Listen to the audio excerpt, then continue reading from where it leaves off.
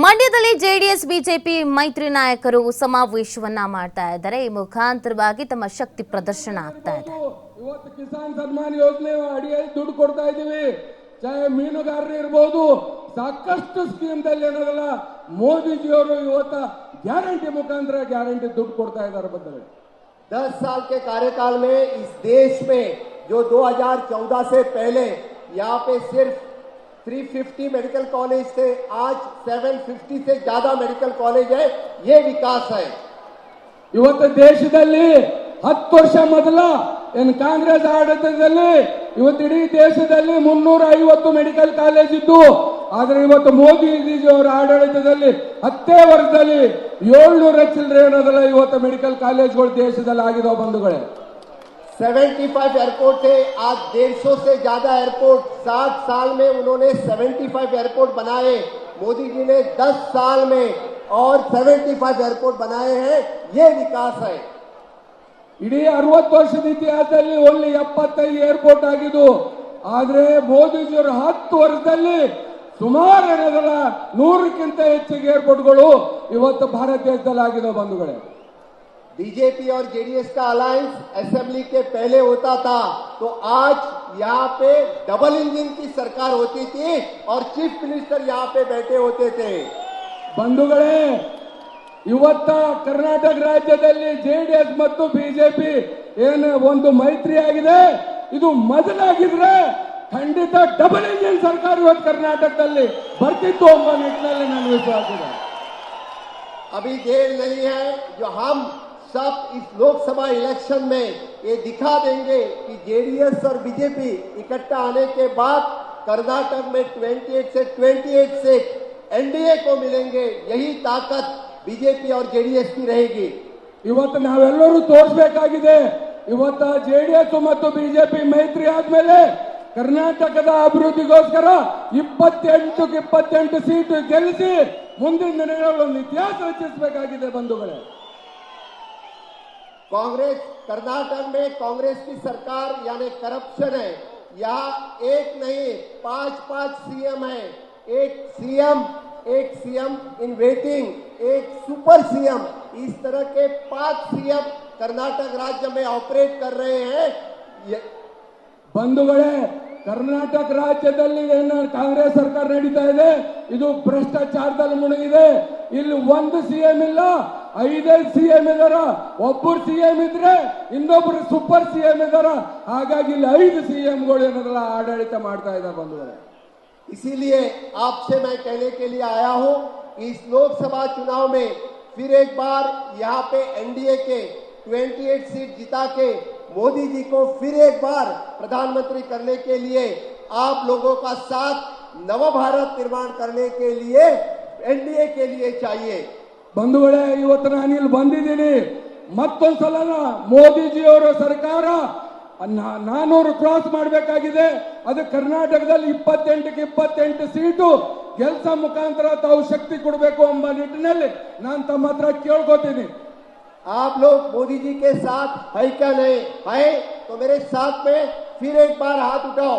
ತಾವೆಲ್ಲರೂ ಮೋದಿಜಿಯವರ ಜೊತೆಲಿ ಇದೀವಿ ಅಂತ ಹೇಳಿ ಕೈ ಎತ್ತಿ ಅನ್ನೋದಲ್ಲ ಇವತ್ತ ಘೋಷಣೆ ಮಾಡಬೇಕು ಎಂಬ ನಿಟ್ಟಿನಲ್ಲಿ ಎಲ್ಲರಿಗೂ ಹೇಳ್ತೀವಿ. ಬನ್ನಿ, फिर एक बार मोदी सरकार, फिर एक बार मोदी सरकार, अब की बार 400 पार. बहुत बहुत धन्यवाद. आपका प्यार और स्नेह इसी तरह से बीजेपी और जेडीएस के साथ में रहे, मोदी जी के साथ रहे, यही वादा करके मैं मेरी वाणी को विराम देता हूं. जय हिंद, जय भारत. ನಮಸ್ಕಾರ. ತಾವೆಲ್ಲರೂ ಮೋದಿಜಿಯವ್ರ ಜೊತೆಯಲ್ಲಿ ಜೆಡಿಎಸ್ ಬಿಜೆಪಿ ಜೊತೆಯಲ್ಲಿ ಇರಬೇಕು ಅಂತೇಳಿ ಆಶೆ ಮಾಡ್ತೀನಿ. ನಮಸ್ಕಾರ.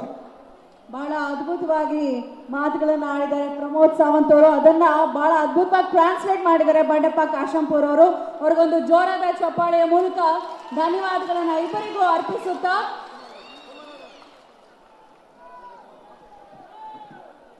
ಐದು ಬೆರಳು ಕೂಡಿ ಒಂದು ಮುಷ್ಟಿಯು, ಹಲವು ಮಂದಿ ಸೇರಿ ಈ ಸಮಷ್ಟಿಯು. ಜೆಡಿಎಸ್ ಬಿಜೆಪಿ ಬೇರೆ ಬೇರೆ ಪಕ್ಷವು, ಆದ್ರೆ ಎರಡು ಪಕ್ಷದ್ದು ಒಂದೇ ನಿಲುವು, ಕರ್ನಾಟಕದ ಅಭಿವೃದ್ಧಿ ಮಾಡಬೇಕೆಂಬ ಜಪವು. ಅದಕ್ಕೆ ಕುಮಾರಣ್ಣನಿಗೆ ಲೋಕಸಭಾ ಚುನಾವಣೆಯಲ್ಲಿ ಸಿಗಲೇಬೇಕು ಅಭೂತಪೂರ್ವ ಗೆಲುವು. ಅದಕ್ಕೆ ಬೆಂಬಲಿಸೋದಕ್ಕೆ ನಮ್ಮ ಜೊತೆ ಇರುವಂತಹ ಮಾನ್ಯ ಮಾಜಿ ಮುಖ್ಯಮಂತ್ರಿಗಳು ಯಡಿಯೂರಪ್ಪಾಜಿಯವರನ್ನ ಬರಮಾಡಿಕೊಳ್ಳೋಣ ಜೋರಾದ ಚಪ್ಪಾಳೆಯೊಂದಿಗೆ.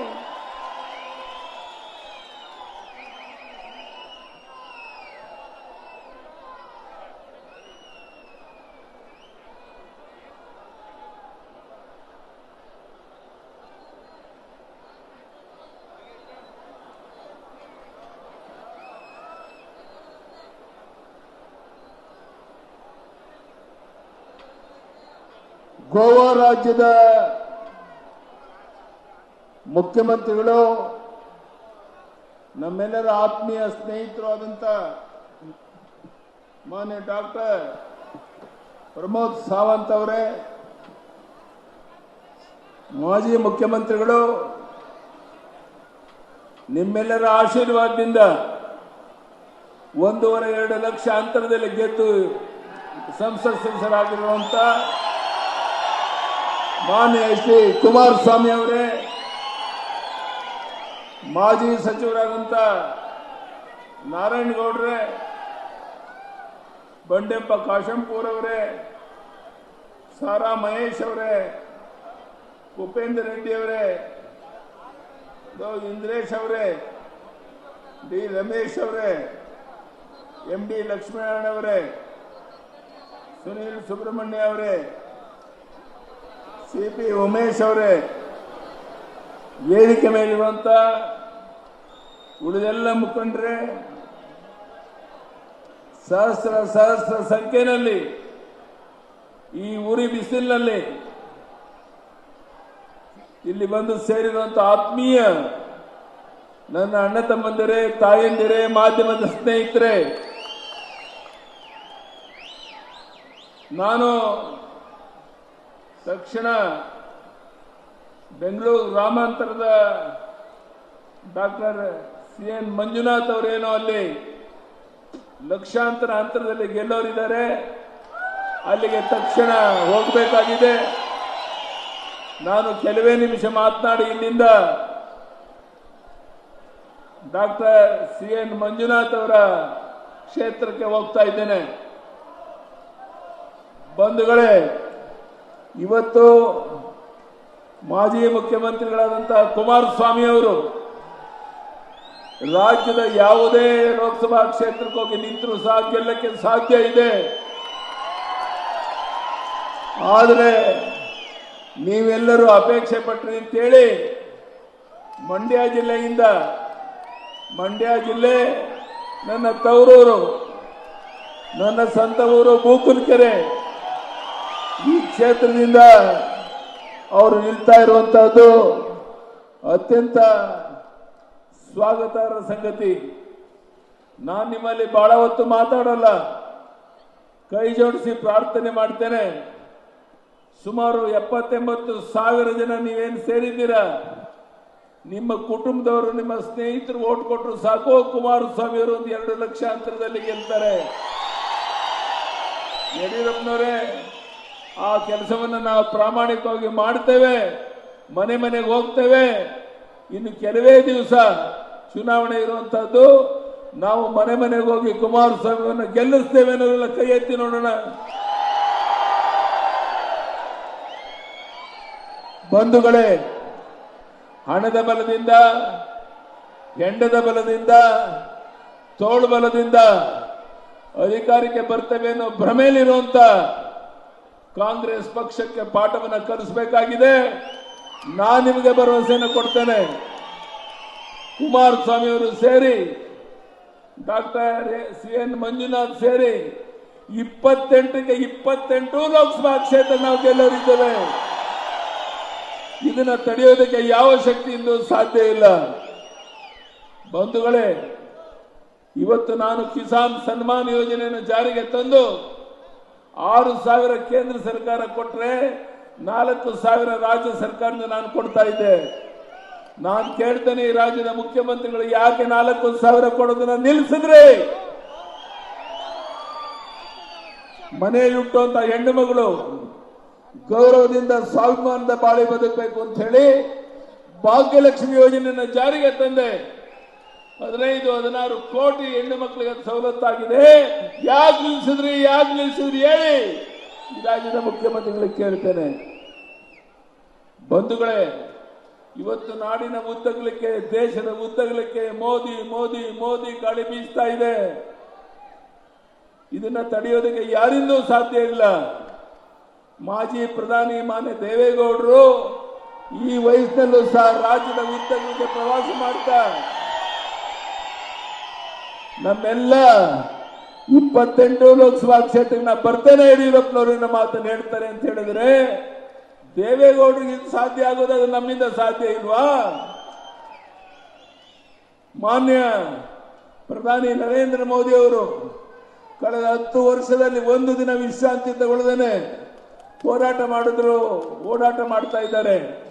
ನಿಮ್ಮಲ್ಲಿ ನಾನು ಕೈ ಜೋಡಿಸಿ ಏನ್ ಕೇಳೋದು, ನಾಳೆ ಬರುವಂತ ಲೋಕಸಭಾ ಚುನಾವಣೆವರೆಗೆ ನೀವು ನಿಮ್ಮ ಶಕ್ತಿ ಮೀರಿ ನಿಮ್ಮ ಸಮಯವನ್ನು ಕೊಟ್ಟು ಮನೆ ಮನೆಗೆ ಹೋಗಿ ಮತದಾರನ ಭೇಟಿ ಮಾಡಿ ಮತದಾನದಿಂದ ಅವ್ರನ್ನ ಕರ್ಕೊಂಬರಕ್ಕೆ ನೀವು ಕೆಲಸ ಮಾಡಿದ್ರೆ ಕುಮಾರಸ್ವಾಮಿ ಅವರು 2 ಲಕ್ಷಕ್ಕೂ ಹೆಚ್ಚಿನ ಅಂತರದಲ್ಲಿ ಗೆಲ್ಲೋದಲ್ಲಿ ಯಾವುದೇ ಸಂಶಯ ಇಲ್ಲ. ಆ ಕೆಲಸವನ್ನ ನೀವು ಮಾಡಬೇಕು ಅಂತ ಕೈ ಜೋಡಿಸಿ ಪ್ರಾರ್ಥನೆ ಮಾಡಕ್ಕೆ ಬಂದಿದ್ದೇನೆ. ರಾಜ್ಯದ ಉದ್ದಗಲಿಕ್ಕೆ ಬಿಜೆಪಿ ಜೆಡಿಎಸ್ ಗಾಳಿ ಬೀಸ್ತಾ ಇದೆ. ಇವತ್ತು ದೇವೇಗೌಡರು ಪ್ರಧಾನಿ ನರೇಂದ್ರ ಮೋದಿ ಅವರ ಬಗ್ಗೆ ಪರಸ್ಪರ ಎಷ್ಟೊಂದು ವಿಶ್ವಾಸ ಇಟ್ಕೊಂಡಿದ್ದಾರೆ ನಿಮಗೆಲ್ಲರಿಗೂ ಗೊತ್ತಿರುವಂತ ಸಂಗತಿ. ಇಂಥ ಒಂದು ವಿಶೇಷವಾದ ಸಂದರ್ಭದಲ್ಲಿ ದೇವೇಗೌಡರು ಹಾಗೂ ಪ್ರಧಾನಿ ನರೇಂದ್ರ ಮೋದಿಯವರ ಗೌರವವನ್ನು ಉಳಿಸಬೇಕು ಅಂತಿದ್ರೆ ಅಷ್ಟಿಷ್ಟು ಸಾಲದು. 2 ಲಕ್ಷಕ್ಕಿಂತ ಹೆಚ್ಚಿನ ಅಂತರದಲ್ಲಿ ಕುಮಾರಸ್ವಾಮಿಯನ್ನು ಗೆಲ್ಲಿಸಿದಾಗ ಮಾತ್ರ ಅದು ಸಾರ್ಥಕ ಆಗುತ್ತೆ ಅಂತ ನಾನು ಭಾವಿಸಿದ್ದೇನೆ. ಇವತ್ತು ಹೇಳಬೇಕಾದಂಥದ್ದು ಬಹಳಷ್ಟು ವಿಷಯ ಇದೆ, ಸಮಯ ಇಲ್ಲ. ನಾನೀಗ ಡಾಕ್ಟರ್ CN ಮಂಜುನಾಥ್ ಅವರು ಏನ್ ಬೆಂಗಳೂರು ಗ್ರಾಮಾಂತರದಲ್ಲಿ ಒಂದು 50,000 ಜನ ಮೆರವಣಿಗೆಯೊಂದಿಗೆ ಅಲ್ಲಿ ಹೋಗಿ ತಲುಪ್ತಾ ಇದ್ದಾರೆ. ನಾನು ತಕ್ಷಣ ಅಲ್ಲಿಗೆ ಹೋಗ್ತಾ ಇದ್ದೇನೆ. ಅದಾದ್ಮೇಲೆ ಕುಮಾರಸ್ವಾಮಿ ಅವರು ಅವ್ರ ಭಾಷಣವನ್ನು ಮುಗಿಸಿ ಅವರು ಬರ್ತಾ ಇದ್ದಾರೆ. ನಾನು ಮತ್ತೊಮ್ಮೆ ನನ್ನ ತವರೂರು ಮಂಡ್ಯ, ನನ್ನ ಸ್ವಂತ ಊರು ಬೂಕಿನಕೆರೆ, ನೀವು ನಿಶ್ಚಯ ಮಾಡಿ ಯಡಿಯೂರಪ್ಪನವರೇ, ಯಾವ ಕಾರಣಕ್ಕೂ ಒಂದು ಓಟು ಕೊರತೆ ಆಗದ ರೀತಿಯಲ್ಲಿ 2 ಲಕ್ಷಕ್ಕೂ ಹೆಚ್ಚಿನ ಅಂತರದಲ್ಲಿ ಗೆಲ್ಲಿಸ್ತೇವೆ, ಮನೆ ಮನೆಗೆ ಹೋಗ್ತೇವೆ, ತಾಯಿಯೊಂದನ್ನು ಮಾತನಾಡಿಸ್ತೇವೆ. ನಾವು ಮನೆ ಸೇರಲ್ಲ ಚುನಾವಣೆ ಗೆಲ್ಲೋವರೆಗೂ ಅನ್ನುವಂತ ನಿಶ್ಚಯವನ್ನು ನೀವು ಮಾಡಿದ್ರೆ ಬಹುಶಃ ಯಾವ ಶಕ್ತಿ ಸಹ ಕುಮಾರಸ್ವಾಮಿ ಅವರ ಗೆಲುವಿಗೆ ಅಥವಾ 28 ಲೋಕಸಭಾ ಕ್ಷೇತ್ರದಲ್ಲಿ ನಮ್ಮೆಲ್ಲರ ಗೆಲುವಿಗೆ ಯಾರು ತಡೆಯಕ್ಕೆ ಸಾಧ್ಯ ಇಲ್ಲ. ಆ ಕೆಲಸವನ್ನು ನೀವು ಮಾಡಬೇಕು ಅಂತ ಕೈ ಜೋಡಿಸಿ ಪ್ರಾರ್ಥನೆ ಮಾಡಿ, ಮತ್ತೊಮ್ಮೆ ಇಷ್ಟು ದೊಡ್ಡ ಸಂಖ್ಯೆಯಲ್ಲಿ ಸೇರುವಂತ ನೋಡಿದಾಗ ನಾನು ಕುಮಾರಸ್ವಾಮಿ ಅವರಿಗೆ ಹೇಳ್ತಾ ಇದ್ದೆ, ಕುಮಾರಸ್ವಾಮಿ ಅವರೇ, ಇಲ್ಲಿ ಬಂದಿರೋರು ಕುಟುಂಬದವರು ಮತ್ತೊಂದು 10 ಓಟ್ ಕೊಡಿಸಿದ್ರು ಸಾಕು, ನೀವು 2 ಲಕ್ಷ ಓಟಲ್ಲಿ ಗೆಲ್ತೀರಾ, ನೀವು ಮತ್ತೊಮ್ಮೆ ತಲೆ ಕೆಡಿಸಲು ಅಗತ್ಯ ಇಲ್ಲ ಅಂತ. ಈಗಾಗಲೇ ನಮ್ಮ ಪಕ್ಷದ ಅಧ್ಯಕ್ಷ ವಿಜಯೇಂದ್ರ ಅವರು ಎಲ್ಲ ಕಡೆ ಪ್ರವಾಸ ಮಾಡ್ತಾ ಇದ್ದಾರೆ. ಎಲ್ಲ ಕಡೆ ದೇವದುರ್ಲಭವಾದಂತಹ ಒಂದು ಸ್ವಾಗತ ಸಿಗ್ತಾ ಇದೆ. ನಮ್ಮ ಮೈಸೂರು ನಮ್ಮ ಯದುವೀರರವರು ಸಹ ಬಂದಿದ್ರು, ಅವರು ಸಹ ದೊಡ್ಡ ಸಂಖ್ಯೆಯಲ್ಲಿ ದೊಡ್ಡ ಅಂತರದಲ್ಲಿ ಗೆಲ್ಲಬೇಕು ಅನ್ನೋದು ನಿಮ್ಮೆಲ್ಲರ ಅಪೇಕ್ಷೆ, ನಮ್ಮೆಲ್ಲರ ಅಪೇಕ್ಷೆ. ಹೀಗೆ 28ಕ್ಕೆ 28 ಲೋಕಸಭಾ ಕ್ಷೇತ್ರ ಗೆದ್ದು ನಾನು ಕುಮಾರಸ್ವಾಮಿ ಅವರು ಎಲ್ಲರನ್ನ ಕರ್ಕೊಂಡು ಡೆಲ್ಲಿಗೆ ಹೋಗ್ತೇನೆ ಪ್ರಧಾನಿಯವರನ್ನ ಭೇಟಿ ಮಾಡಕ್ಕೆ. ಅದಕ್ಕೆ ನಿಮ್ಮೆಲ್ಲರ ಸಹಕಾರ ಬೆಂಬಲ ಬೇಕು ಅಂತ ಕೈ ಜೋಡಿಸಿ ಪ್ರಾರ್ಥನೆ ಮಾಡಿ, ಮತ್ತೊಮ್ಮೆ ವೇದಿಕೆ ಮೇಲಿರುವಂತಹ ಮುಖಂಡರಿಗೆ, ಗೋವಾದ ಮುಖ್ಯಮಂತ್ರಿಗಳಿಗೆ, ಮತ್ತೆಲ್ಲ ಮಾಧ್ಯಮದ ಸ್ನೇಹಿತರಿಗೆ ನೀವು ಸಹಕಾರ ನೀಡಬೇಕು. ಯಾರು ಚಾಮರಾಜನಗರದಲ್ಲಿ ಬಾಲರಾಜ್ ಅವರು ನಿಂತಿದ್ದಾರೆ, 100ಕ್ಕೆ 100 ಗೆಲ್ತಾರೆ, ಆದ್ರೆ ನಿಮ್ ಬಂಧು ಬಳಗದವ್ರಿಗೆ ಹೇಳಿ ಚಾಮರಾಜನಗರದಲ್ಲೂ ಸಹ ನಮ್ಮ ಬಾಲರಾಜ್ ಅವರು ಗೆಲ್ಲಬೇಕು. ಅದಕ್ಕೆ ನಿಮ್ಮೆಲ್ಲರ ಆಶೀರ್ವಾದ ಬೆಂಬಲ ಇರಬೇಕು ಅಂತ ಕೈ ಜೋಡಿಸಿ ಪ್ರಾರ್ಥನೆ ಮಾಡಿ, ನಮ್ಮೆಲ್ರಿಗೂ ಇವತ್ತು ನಾರಾಯಣಗೌಡರು ಇಲ್ಲಿ ಬಂದಿರೋದ್ರಿಂದ ಬಹಳ ದೊಡ್ಡ ಶಕ್ತಿ ಬಂದಂತಾಗಿದೆ. ನಿಮ್ಮೆಲ್ಲರ ಆಶೀರ್ವಾದ ಬೆಂಬಲ ನಮ್ಮ ಮೇಲೆ ಇರಬೇಕು ಅಂತ ಕೈ ಜೋಡಿಸಿ ಪ್ರಾರ್ಥನೆ ಮಾಡಿ, ನಾನೀಗ ಬೆಂಗಳೂರು ಗ್ರಾಮಾಂತರ ಅಭಿವೃದ್ಧಿ CN ಮಂಜುನಾಥ್ ಅವರ ಕೆಲಸ ಮಾಡೋಕ್ಕೆ ಆ ಕ್ಷೇತ್ರಕ್ಕೆ ಹೋಗ್ತಾ ಇದ್ದೇನೆ. ಅದಕ್ಕೆ ತಾವೆಲ್ಲ ನನಗೆ ಸಹಕಾರ ನೀಡಬೇಕು ಅಂತ ಹೇಳ್ತಾ, ಮತ್ತೊಮ್ಮೆ ಇಲ್ಲಿ ಸೇರುವಂತ ಸಹಸ್ರ ಸಂಖ್ಯೆಯಲ್ಲಿರುವಂತ ನಮ್ಮೆಲ್ಲ ಬಂಧುಗಳಿಗೆ, ಅಣ್ಣ ತಮ್ಮಂದಿರಿಗೆ, ಮಾಧ್ಯಮದ ಸ್ನೇಹಿತರಿಗೆ, ವೇದಿಕೆ ಮೇಲಿರುವ ಮುಖಂಡರಿಗೆ ವಂದನೆ, ಅಭಿನಂದನೆ ಸಲ್ಲಿಸಿ ನನ್ನ ಮಾತನ್ನು ಮುಗಿಸ್ತೇನೆ. ಧನ್ಯವಾದಗಳು. ಭಾರತ್ ಮಾತಾ ಕಿ. ಪ್ರಧಾನಿ ನರೇಂದ್ರ ಮೋದಿಜಿಯವರಿಗೆ, ಮಾನ್ಯ ಡಿ ದೇವೇಗೌಡರಿಗೆ ಭಾರತ್ ಮಾತಾ ಕಿ, ಭಾರತ್ ಮಾತಾ ಕಿ. ಕೈ ಎತ್ತಿ ಹೇಳಬೇಕು, ಜೈ ಶ್ರೀರಾಮ್, ಜೈ ಶ್ರೀರಾಮ್, ಜೈ ಶ್ರೀರಾಮ್. ನಮಸ್ಕಾರ, ಧನ್ಯವಾದ.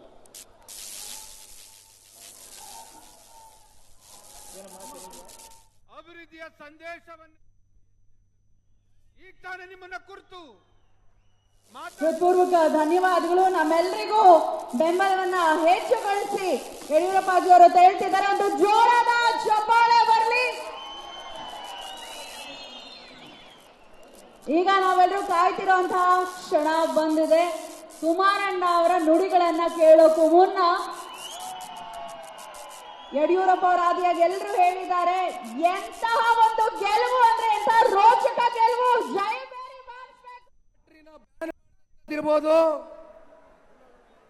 ಹಲವಾರು ಜನಪರವಾದಂತ ಒಂದು ಕಾರ್ಯಕ್ರಮವನ್ನ ಅಂತ ಬರಮಾಡ್ಕೊಳ್ಳೋಣ. ಕುಮಾರಣ್ಣ ಅವರ ನುಡಿಯನ್ನ ಕೇಳೋಣ.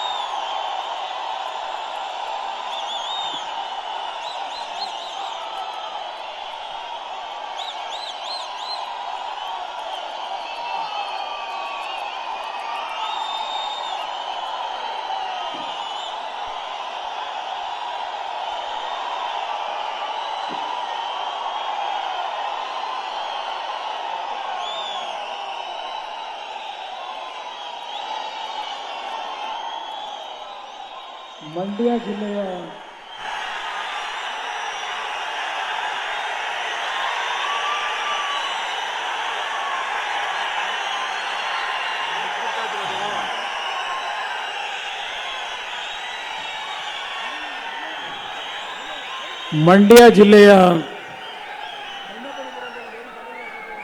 ಎಲ್ಲ ನನ್ನ ಆತ್ಮೀಯ ತಂದೆ ತಾಯಂದಿರು, ಯುವಕ ಸ್ನೇಹಿತರ ಹಾಗೂ ಭಾರತೀಯ ಜನತಾ ಪಾರ್ಟಿ ಹಾಗೂ ಜಾತ್ಯತೀತ ಜನತಾದಳದ ಒಂದು ಮೈತ್ರಿಯ ಒಂದು ಒಡಂಬಡಿಕೆಯಲ್ಲಿ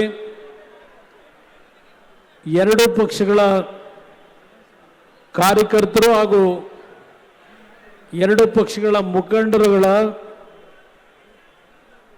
ಆದೇಶದ ಮೇರೆಗೆ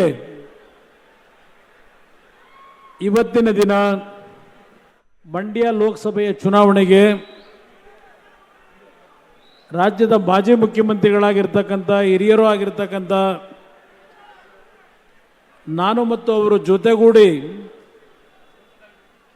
2006ರಲ್ಲಿ ಅತ್ಯಂತ ಉತ್ತಮವಾದಂಥ ಆಡಳಿತವನ್ನು ಕೊಟ್ಟವು ಅಂತಕ್ಕಂಥದ್ದು ರಾಜ್ಯದ ಉದ್ದಗಲಕ್ಕೂ ಇವತ್ತು ಸಹ ನೆನಪಿಸ್ಕೊಳ್ತಕ್ಕಂಥ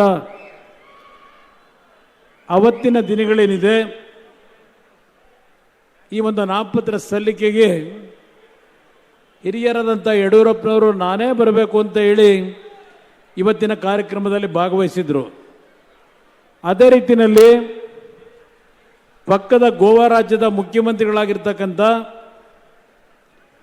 ಪ್ರಮೋದ್ ಸಾವಂತ್ ಅವರು ದೊಡ್ಡದಿದೆ, ನನಗೆ ಅವರು ಕೇಂದ್ರದ ಬಿಜೆಪಿ ಹೈಕಮಾಂಡ್ ಅವರು ನಿಮ್ಮನ್ನ ಭೇಟಿ ಮಾಡಬೇಕು ಅಂತ ಅಪೇಕ್ಷೆ ಪಟ್ಟಿದ್ದಾರೆ ಅಂತ ಹೇಳಿ ನನಗೆ ಆಹ್ವಾನ ಕೊಟ್ಟು ದೆಹಲಿಗೆ ಕರ್ಕೊಂಡು ಹೋದಂಥದ್ದೇನಿದೆ, ಈ ಒಂದು ಮೈತ್ರಿಯ ಒಡಂಬಡಿಕೆಗೆ ಗೋವಾದ ಮುಖ್ಯಮಂತ್ರಿಗಳ ಪಾತ್ರ ಬಹಳ ದೊಡ್ಡದಿದೆ. ಇವತ್ತಿನ ನಾಮಪತ್ರ ಸಲ್ಲಿಕೆಗೆ ಅವರು ಸಹ ಮಂಡ್ಯ ನಗರದ ಜನತೆಯನ್ನ, ಮಂಡ್ಯ ಜಿಲ್ಲೆಯ ಜನತೆಯನ್ನ ನಾನು ನೋಡ್ತಕ್ಕಂಥದ್ದು ಅಷ್ಟೇ ಅಲ್ಲ, ಅವರೆಲ್ಲರ ಆಶೀರ್ವಾದವನ್ನು ಪಡಿಬೇಕು ಅಂತ ಹೇಳಿ ಇವತ್ತು ಅವರೇ ಅಪೇಕ್ಷೆ ಪಟ್ಟು ಈ ಒಂದು ಕಾರ್ಯಕ್ರಮದಲ್ಲಿ ಭಾಗವಹಿಸಿದ್ದಾರೆ. ವೇದಿಕೆ ಮೇಲೆ ಮಾಜಿ ಶಾಸಕರು, ಮಾಜಿ ಮಂತ್ರಿಗಳಾಗಿರ್ತಕ್ಕಂಥ ತಮ್ಮಣ್ಣ ಅವರಿದ್ದಾರೆ, ಪುಟ್ಟರಾಜಣ್ಣ ಇದ್ದಾರೆ, ಮಾಜಿ ಶಾಸಕರುಗಳಾಗಿರ್ತಕ್ಕಂಥ ರವೀಂದ್ರ ಶ್ರೀಕಂಠಯ್ಯ, ಅಲ್ಲಿಂದ ಡಾಕ್ಟರ್ ಅನ್ನದಾನಿ, ಸುರೇಶ್ ಗೌಡ್ರು, ಹೀಗೆ ಎಲ್ಲ ನಮ್ಮ ಪಕ್ಷದ ರಾಮಚಂದ್ರ ಅವರು ಕಳೆದ ಚುನಾವಣೆಯಲ್ಲಿ ಅತ್ಯಂತ ಕಡಿಮೆ ಮತದಾನದಲ್ಲಿ ಕೇವಲ 1,500 ಮತದಲ್ಲಿ ಪರಾಜಿತರಿದ್ದಾರೆ ರಾಮಚಂದ್ರ ಅವರು. ಮತ್ತು KR ನಗರದ ಮಾಜಿ ಶಾಸಕರು, ನನ್ನ ಆತ್ಮೀಯ ಸ್ನೇಹಿತರು, ಮಾಜಿ ಮಂತ್ರಿಗಳು ಆಗಿರ್ತಕ್ಕಂಥ ಸಾರಾ ಮಹೇಶ್ ಅವರು ಸಹ ಈ ಕಾರ್ಯಕ್ರಮದಲ್ಲಿ ಭಾಗವಹಿಸಿದ್ದಾರೆ. ರಮೇಶ್ ಅವರು ಜಿಲ್ಲಾ ಘಟಕದ ಅಧ್ಯಕ್ಷರು, ಅವರು ಇದ್ದಾರೆ. ಬಿಜೆಪಿ ಪಕ್ಷದ ನನ್ನ ಆತ್ಮೀಯ ಸ್ನೇಹಿತರುಗಳಾಗಿರ್ತಕ್ಕಂಥ ಮಾಜಿ ಮಂತ್ರಿಗಳು ನಾರಾಯಣಗೌಡರು, ನಮ್ಮ ಅಶೋಕ್ ಜೈರಾಮ್ ಕಾರ್ಯಕ್ರಮದಲ್ಲಿ ಭಾಗವಹಿಸಿದ್ದಾರೆ. ರಮೇಶ್ ಅವರು ಜಿಲ್ಲಾ ಘಟಕದ ಅಧ್ಯಕ್ಷರು, ಅವರು ಇದ್ದಾರೆ. ಬಿಜೆಪಿ ಪಕ್ಷದ ನನ್ನ ಆತ್ಮೀಯ ಸ್ನೇಹಿತರುಗಳಾಗಿರ್ತಕ್ಕಂಥ ಮಾಜಿ ಮಂತ್ರಿಗಳು ನಾರಾಯಣಗೌಡರು, ನಮ್ಮ ಅಶೋಕ್ ಜೈರಾಮ್ ಅವರು, ಜಯರಾಮಣ್ಣ ಅವರ ಪುತ್ರ ಅಶೋಕ್ ಜೈರಾಮ್ ಅವರು, ಅಲ್ಲಿಂದ ನಮ್ಮ ವಿಜಯಾನಂದ್ ಅವರು, ಶಂಕರೇಗೌಡರ ಮೊಮ್ಮಗ ವಿಜಯಾನಂದ್ ಅವರು, ನಮ್ಮ ಬಿಜೆಪಿ ಘಟಕದ ಅಧ್ಯಕ್ಷರಾಗಿರ್ತಕ್ಕಂಥ ಜಿಲ್ಲಾ ಘಟಕದ ಅಧ್ಯಕ್ಷರು ಇಂದ್ರೇಶ್ ಅವರು, ಅಲ್ಲಿಂದ ಮದ್ದೂರಿನ ಅಭ್ಯರ್ಥಿಯಾದಂಥ ಸ್ವಾಮಿ ಅವರಿರ್ಬೋದು, ಮಳವಳ್ಳಿಯ ಮುನ್ರಾಜು ಅವರು, ಹೀಗೆ ನಮ್ಮ ಶ್ರೀರಂಗಪಟ್ಟಣದ ಸಚ್ಚಿದಾನಂದ ಅವರು, ಎಲ್ಲರೂ ಸಹ ಈ ಒಂದು ಕಾರ್ಯಕ್ರಮದಲ್ಲಿ, ಚೇತನ್ ಅವರು, ನಮ್ಮ ಶಿವರಾಮೇಗೌಡರ ಪುತ್ರರಾಗಿರ್ತಕ್ಕಂಥ ಚೇತನ್ ಅವರು, ಹಾಗೂ ಪಕ್ಷದ ಎರಡೂ ಪಕ್ಷಗಳ ನಾಗಮಂಗಲ ರವಿ ಅವರು, ಹೊಸಳ್ಳಿ ವೆಂಕಟೇಶ್ ಅವರು, ಹೀಗೆ ಹಲವಾರು ಪ್ರಮುಖರು ಈ ಒಂದು ಕಾರ್ಯಕ್ರಮದಲ್ಲಿ ಏನು ಭಾಗವಹಿಸಿದ್ದೀರಿ. ಯಾರು ಅನ್ಯತಾ ಭಾವಿಸಬೇಡಿ. ಕಳೆದ ನಮ್ಮ ಎಲ್ಲದಕ್ಕಿಂತ ಪ್ರಮುಖವಾಗಿ ನನ್ನ ಆತ್ಮೀಯ ಸ್ನೇಹಿತ KR ಪೇಟೆಯ ಶಾಸಕರಾಗಿರ್ತಕ್ಕಂಥ ಜಿಲ್ಲೆಯ ಏಕೈಕ ಶಾಸಕರು ಜನತಾದಳದ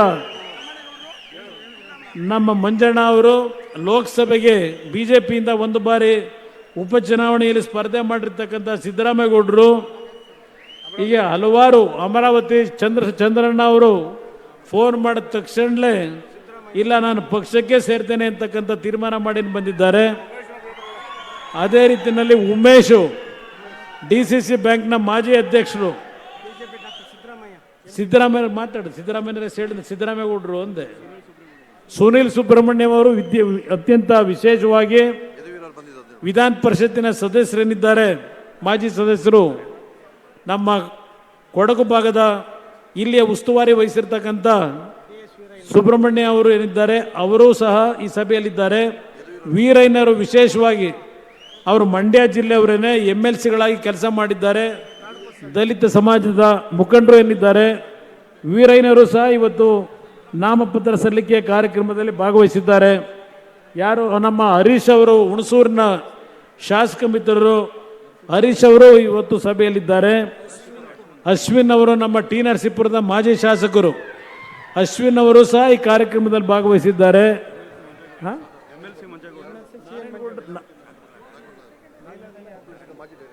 ಒಕ್ಕಲಿಗರ ಸಂಘದ ಮಾಜಿ ಡೈರೆಕ್ಟರ್ ಆಗಿರ್ತಕ್ಕಂಥ ನಾರಾಯಣಮೂರ್ತಿ ಅವರು, ಅವರು ಸಹ, ಯದುವೀರ್ ಅವರು ಸಹ ನಾಮಪತ್ರ ಸಲ್ಲಿಸಲಿಕ್ಕೆ ಮೈಸೂರಿನ ಲೋಕಸಭಾ ಅಭ್ಯರ್ಥಿ ಆಗಿರ್ತಕ್ಕಂಥ ಯದುವೀರ್ ಅವರು ಸಹ ಇವತ್ತು ನಾಮಪತ್ರ ಸಲ್ಲಿಸಲಿಕ್ಕೆ ಬಂದಿದ್ದರು. ವಿಧಾನ ಪರಿಷತ್ತಿನ ಸದಸ್ಯರಾಗಿರ್ತಕ್ಕಂಥ ಮಂಜೇಗೌಡರು ಸಹ ಭಾಗವಹಿಸಿದ್ದಾರೆ. ಅದೇ ರೀತಿಯಲ್ಲಿ ಮಾಜಿ ಶಾಸಕರ ವಿಧಾನ ಪರಿಷತ್ತಿನ ಸದಸ್ಯರಾಗಿರ್ತಕ್ಕಂಥ ಶ್ರೀಕಂಠೇಗೌಡರು ಇದ್ದಾರೆ. ಎಲ್ಲರ ಹೆಸರುಗಳನ್ನ ಹೇಳಲಿಕ್ಕೆ ಸಮಯದ ಅಭಾವ, ನಿಮ್ಮೆಲ್ಲರಲ್ಲಿ ಕ್ಷಮೆ ಕೋರ್ತೇನೆ. ಯಾರೂ ಅನ್ಯತಾ ಭಾವಿಸಬೇಡಿ. ಎಲ್ಲರನ್ನೂ ಇವತ್ತು ಈ ಸಂದರ್ಭದಲ್ಲಿ ವೇದಿಕೆ ಮೇಲೆ ಇರ್ತಕ್ಕಂಥವ್ರು ಎಲ್ಲರೂ ಏನಿದ್ದೀರಿ, DC ಮಾಡೋದು ಮೊದಲೇ ಹೇಳಿದ್ನಣ್ಣ. ಎಲ್ಲದಕ್ಕಿಂತ ಹೆಚ್ಚಾಗಿ ನಮ್ಮ ಏಳು ಬೀಳುಗಳು ಕಷ್ಟ ಸುಖದಲ್ಲಿ ಸನ್ಮಾನ್ಯ ದೇವೇಗೌಡರ ಒಂದು ರಾಜಕೀಯ ಜೀವನ ಪ್ರಾರಂಭ ಆದಂಥ ದಿನದಿಂದ ಅವರಿಗೆ ಶಕ್ತಿಯನ್ನು ತುಂಬಿರ್ತಕ್ಕಂಥ, ಇಲ್ಲಿ ನಡೆದಿರ್ತಕ್ಕಂಥ ಮತ್ತು ಹಳ್ಳಿಗಳಲ್ಲಿ ದೇವೇಗೌಡರು ಜನತಾದಳದ ಬಗ್ಗೆ ಅಭಿಮಾನವನ್ನು ಹೊಂದಿರತಕ್ಕಂಥ ಲಕ್ಷಾಂತರ ಮಂಡ್ಯ ಜಿಲ್ಲೆಯ ಜನತೆಗೆ, ತಂದೆ ತಾಯಂದರಿಗೆ ಈ ವೇದಿಕೆ ಮುಖಾಂತರ ಪ್ರಥಮವಾಗಿ ನನ್ನ ಕೃತಜ್ಞತೆಗಳನ್ನು ಸಲ್ಲಿಸಲಿಕ್ಕೆ ಬಯಸ್ತಾ ಇದ್ದೇನೆ. ಬಹುಶಃ ಈ ಒಂದು ಕಾರ್ಯಕ್ರಮಕ್ಕೆ ನಿಮ್ಮ ನಿರೀಕ್ಷೆಗೆ ನಾವು ವಾಹನಗಳನ್ನು ಕೊಡಲಿಕ್ಕಾಗಿಲ್ಲ. ಹಲವಾರು ಕ್ಷೇತ್ರಗಳಲ್ಲಿ ಬಹುಶಃ ಇವತ್ತು ನಮ್ಮ ನಾಯಕರುಗಳು ಅಲ್ಲಿಯ ಒಂದು ಪಕ್ಷದ ಕಾರ್ಯಕರ್ತರಿಂದ ಬಯಸ್ಕೊಳ್ತಕ್ಕಂಥ ಒಂದು ವಾತಾವರಣ ನಿರ್ಮಾಣ ಆಗಿದೆ.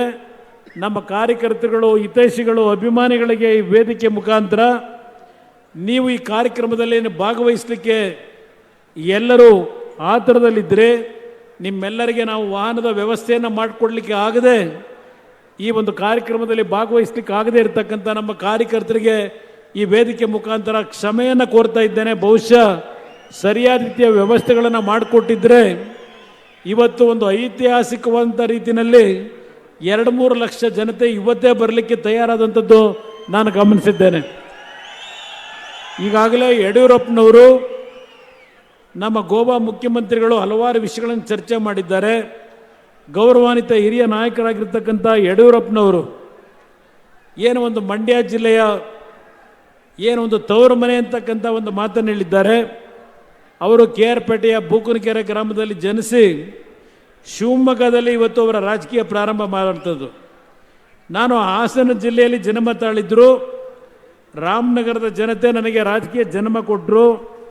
ನನ್ನ ರಾಜಕೀಯ ಶಕ್ತಿಯನ್ನು ಇಡೀ ರಾಜ್ಯದಾದ್ಯಂತ ಬೆಳೆಸ್ಕೊಳ್ಳಿಕ್ಕೆ ಶಕ್ತಿಯನ್ನು ಕೊಟ್ಟಿರ್ತಕ್ಕಂಥವರು ಮಂಡ್ಯ ಜಿಲ್ಲೆಯ ಜನತೆ ಅಂತಕ್ಕಂಥದ್ದನ್ನು ನಾನು ಎಂದೂ ಮರೆಯಲಿಕ್ಕೆ ಸಾಧ್ಯ ಇಲ್ಲ. ಭಾಳ ಜನ ಮಾತನಾಡ್ತಾರೆ, ಕುಮಾರಸ್ವಾಮಿಯವರು, ದೇವೇಗೌಡರು ಮಂಡ್ಯ ಜಿಲ್ಲೆಗೆ ಏನು ಕೊಟ್ಟಿದ್ದಾರೆ, ಅವರು ಕೊಡುಗೆ ಏನು ಅಂತಕ್ಕಂಥದ್ದನ್ನು ಹೇಳ್ತಾರೆ. ನಾನು ಒಂದು ಮಾತನ್ನು ಹೇಳ್ತೇನೆ. 2006 ಮುಖ್ಯಮಂತ್ರಿ ಆದಂಥ ಸಂದರ್ಭದಲ್ಲಿ ಈ ಜಿಲ್ಲೆಗೆ ನಾನು ಕೊಟ್ಟಂಥ ಪ್ರೈಮರಿ ಶಾಲೆಗಳಿರ್ಬೋದು, ಜೂನಿಯರ್ ಕಾಲೇಜ್ ಇರ್ಬೋದು, ಪ್ರಥಮ ದರ್ಜೆ ಕಾಲೇಜ್ ಇರ್ಬೋದು, KR ಪೇಟೆಯ ಇಂಜಿನಿಯರಿಂಗ್ ಕಾಲೇಜ್ ಇರ್ಬೋದು, ಮೆಡಿಕಲ್ ಕಾಲೇಜಿನ ಕಟ್ಟಡಕ್ಕೆ 60 ಕೋಟಿ ರೂಪಾಯಿಗಳ ಹಣವನ್ನು ಬಿಡುಗಡೆ ಮಾಡಿದಂಥದ್ದು ಇರ್ಬೋದು, ಇಲ್ಲಿ PWDಯ ಕಟ್ಟಡ, ಜಲಸಂಪನ್ಮೂಲ ಇಲಾಖೆಯ ಕಟ್ಟಡವನ್ನು ಕಟ್ಟತಕ್ಕಂಥದ್ದು ಇರ್ಬೋದು. ಈ ಒಂದು ಜಿಲ್ಲೆಯಲ್ಲಿ ಸ್ವಾತಂತ್ರ್ಯ ಬಂದ ನಂತರ ಇದ್ದಂಥ ವಿದ್ಯುತ್ ಶಕ್ತಿ ಇಲಾಖೆಯ ಸಬ್ಸ್ಟೇಷನ್ಗಳು ಎಷ್ಟಿತ್ತು, ನಾನು ಮುಖ್ಯಮಂತ್ರಿ ಆದ 20 ತಿಂಗಳಲ್ಲಿ ಈ ಜಿಲ್ಲೆಗೆ ಕೊಟ್ಟಂಥ ವಿದ್ಯುತ್ ಶಕ್ತಿ ಇಲಾಖೆಯ ಹಲವಾರು ಕಾರ್ಯಕ್ರಮಗಳೇನಿದ್ದಾವೆ ಇದೆಲ್ಲ ಇತಿಹಾಸ ಇರತಕ್ಕಂಥದ್ದು. ಪಾಪ ಇವತ್ತು ರಾಜಕೀಯದ ಭಿನ್ನಾಭಿಪ್ರಾಯದಲ್ಲಿ ನಮ್ಮಗಳನ್ನು ತೊರೆದು ಹೋಗಿರ್ತಕ್ಕಂಥವರು ಈ ಜಿಲ್ಲೆಗೆ ಏನು ಕೊಟ್ಟಿದ್ದಾರೆ ಅಂತಕ್ಕಂಥದ್ದನ್ನು ಕೇಳ್ತಾರೆ. ಈ ಜಿಲ್ಲೆಯ ನನ್ನ ರೈತ ಬಂಧುಗಳು ಯಾವ ಸಕ್ಕರೆ ನಾಡು ಅಂತಕ್ಕಂಥ ಒಂದು ಪ್ರಖ್ಯಾತಿಯನ್ನು ಹೊಂದಿರತಕ್ಕಂಥ ಈ ಒಂದು ಜಿಲ್ಲೆಯಲ್ಲಿ ಬರಗಾಲದ ಒಂದು ಸಮಸ್ಯೆಗಳಿಂದ ನಮ್ಮ ರೈತ ಕುಟುಂಬಗಳು ಸಾಲದ ಹೊರೆಯನ್ನು ಹೊರಲಾರದೆ ಸುಮಾರು 200ಕ್ಕೂ ಹೆಚ್ಚು ರೈತ ಕುಟುಂಬಗಳಲ್ಲಿ ಆತ್ಮಹತ್ಯೆ ಆದಾಗ ಆ ಕುಟುಂಬಗಳನ್ನು ಭೇಟಿ ಮಾಡಿ ವೈಯಕ್ತಿಕವಾಗಿ ನಮ್ಮ ಪಕ್ಷದ ಶಾಸಕರುಗಳ ಜೊತೆಗೂಡಿ ನಮ್ಮ ಕೈಲಾದ ಮಟ್ಟಿಗೆ ಆರ್ಥಿಕ ನೆರವನ್ನು ಕೊಟ್ಟಿದ್ದಷ್ಟೇ ಅಲ್ಲ, ನನ್ನ ರೈತ ಬಂಧುಗಳಿಗೆ ಮನವಿ ಮಾಡಿದೆ. ಯಾವುದೇ ಕಾರಣಕ್ಕೂ ಸಾಲ ಮಾಡಿದ್ದೇವೆ ಅಂತೇಳಿ ಹೆದರಬೇಡಿ, ನಿಮ್ಮ ಸಾಲವನ್ನು ತೀರಿಸ್ತಕ್ಕಂಥದ್ದಕ್ಕೆ ನನ್ನ ಒಂದು ಮುಂದಿನ ದಿನಗಳಲ್ಲಿ ಸರ್ಕಾರ ಬಂದರೆ ನಿಮ್ಮ ಜೊತೆಯಲ್ಲಿದ್ದೇನೆ, ನೀವು ಅನಾಥರಾಗಬೇಡಿ ಅಂತಕ್ಕಂಥ ಮಾತನ್ನು ಹೇಳಿದೆ. 18ರಲ್ಲಿ ನನಗೆ ಸಂಪೂರ್ಣ ಬಹುಮತದ ಸರ್ಕಾರ ಅಲ್ಲ, ಆ ಸರ್ಕಾರದಲ್ಲಿ ಯಾವೊಂದು ಒತ್ತಡಗಳನ್ನು ಹಾಕಿ ನಮ್ಮ ಜೊತೆ ಸರ್ಕಾರ ಮಾಡಿದ್ರು, ನನಗೆ ಉತ್ತಮ ಅಂತ ಕೆಲಸ ಮಾಡಲಿಕ್ಕೆ ಅವಕಾಶವನ್ನೇ ಕೊಡಲಿಲ್ಲ.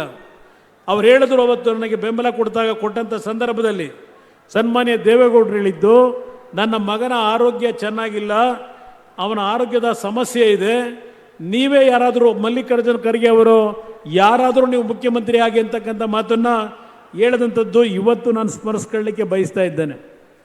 ಅವತ್ತು ಕೇಂದ್ರದ ಕಾಂಗ್ರೆಸ್ ನಾಯಕರು ನನ್ನ ಮೇಲೆ ಒತ್ತಡ ಹಾಕಿ ಅವತ್ತು ಮುಖ್ಯಮಂತ್ರಿ ಮಾಡಿದಂಥದ್ದೇನಿದೆ, ನಾನು ರೈತರ ಸಾಲವನ್ನು ಮನ್ನಾ ಮಾಡ್ತಕ್ಕಂಥ ಒಂದು ಸವಾಲು ನನ್ನ ಮುಂದೆ ಏನಿತ್ತು, ನನ್ನ ಜನತೆಗೆ ಏನು ಮಾತು ಕೊಟ್ಟಿದ್ದೆ, ಆ ಸಾಲ ಮನ್ನಾ ಮಾಡಲಿಕ್ಕೆ ತೀರ್ಮಾನ ಮಾಡಲಿಕ್ಕೆ ಹೋದಾಗ ಇದೇ ಕಾಂಗ್ರೆಸ್ನ ನಾಯಕರುಗಳು ಯಾವುದೇ ಕಾರಣಕ್ಕೂ ನಾವು ಯಾವೊಂದು ಭಾಗ್ಯ ಯೋಜನೆಗಳನ್ನು ಕೊಟ್ಟಿದ್ದೇವೆ ಈ ರಾಜ್ಯದಲ್ಲಿ ಒಂದು ಕಾರ್ಯಕ್ರಮವನ್ನು ನಿಲ್ಲಿಸಬಾರದು, ಅದರ ಜೊತೆಗೆ ನಾವು ಯಾವ ಹಂಚಿಕೆ ಮಾಡಿದ್ದೇವೆ ಒಂದು ನಯಾ ಪೈಸನ ಕಡಿಮೆ ಮಾಡಬಾರದು ಅಂತಕ್ಕಂಥ ಒತ್ತಡಗಳನ್ನು ಹೇಳಿದರು.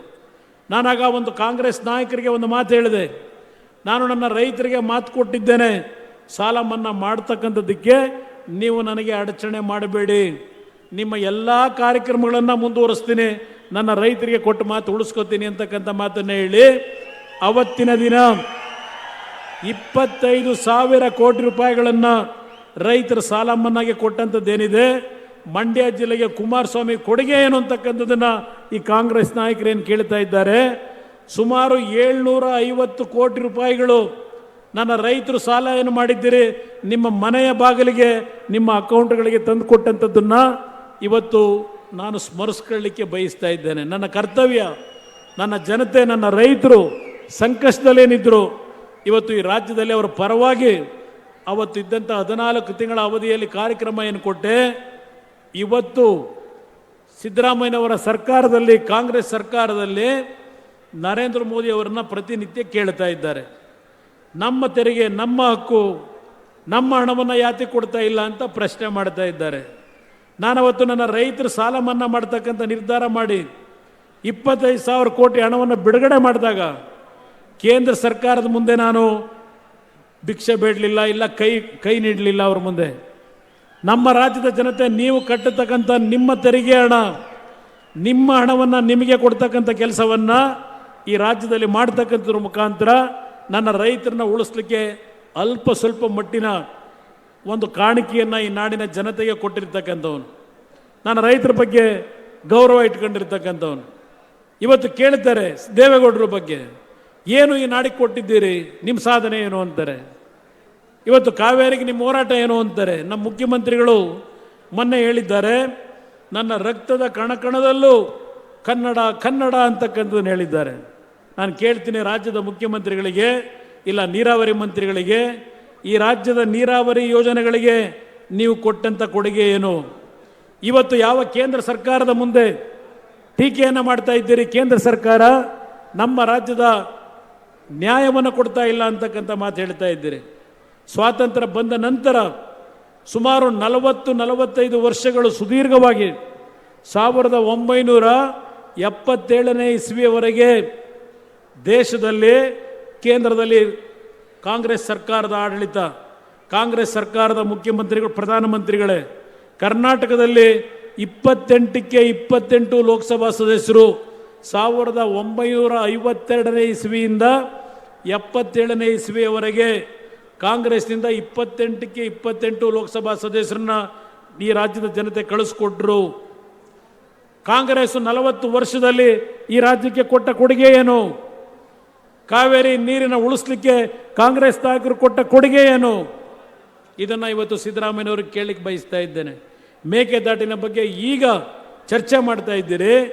ಮೇಕೆದಾಟು ಏನು ಪಾದಯಾತ್ರೆ ಮಾಡಿದ್ರಿ ನಮ್ಮ ಸಾತ್ತೂರಿನ ಸಂಗಮದಿಂದ, ನಮ್ಮ ನೀರು ನಮ್ಮ ಹಕ್ಕು ಅಂತ ಹೇಳಿದ್ರಿ. ಈಗ ಸರ್ಕಾರ ತಂದು 10 ತಿಂಗಳಾಯಿತು. ನಮ್ಮ ನೀರು ನಮ್ಮ ಹಕ್ಕನ್ನು ಉಳಿಸ್ಕೊಳ್ಳಿಕ್ಕೆ ನಿಮ್ಮ ಕೊಡುಗೆ ಏನು? ಕಾಂಗ್ರೆಸ್ ನಾಯಕರಿಗೆ ಇವತ್ತು ಕೇಳಲಿಕ್ಕೆ ಬಯಸ್ತೇನೆ.